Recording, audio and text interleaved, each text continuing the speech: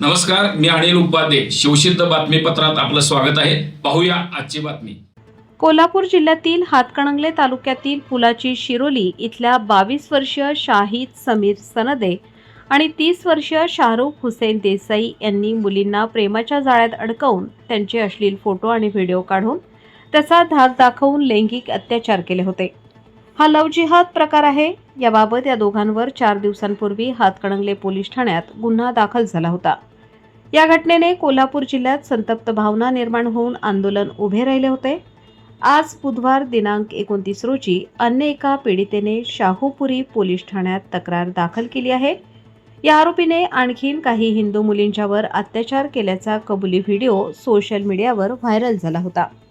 भारतीय जनता पार्टीच्या महिला आघाडीच्या प्रदेश उपाध्यक्षा तथा गोकुळ दूध संघाच्या संचालिका शौमिका महाडिक यांनी आज मुख्यमंत्री देवेंद्र फडणवीस यांची भेट घेऊन ही घटना गंभीर असून याची सखोल चौकशी होणेकामी विशेष तपास पथकाची नियुक्ती करण्याची मागणी केली होती. यावेळी खासदार धनंजय महाडिक, नामदार प्रकाश आबिटकर, आमदार विनय कोरे उपस्थित होते. याबाबत मुख्यमंत्री देवेंद्र फडणवीस यांनी कोल्हापूर जिल्ह्याचे जिल्हा पोलीस प्रमुख निलोत्पल बसू यांनी SIT म्हणजे विशेष तपास पथकाची नियुक्ती केली.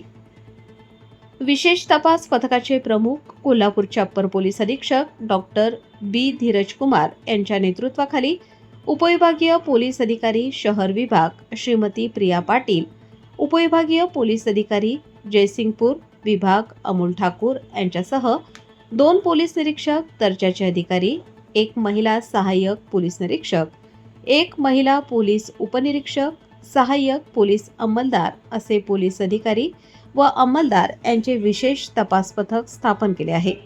या तपास पथकामुळे सखोल चौकशी होऊन दोषींवर सक्षम पुराव्याच्या आधारे शिक्षा होण्यास मदत होणार आहे.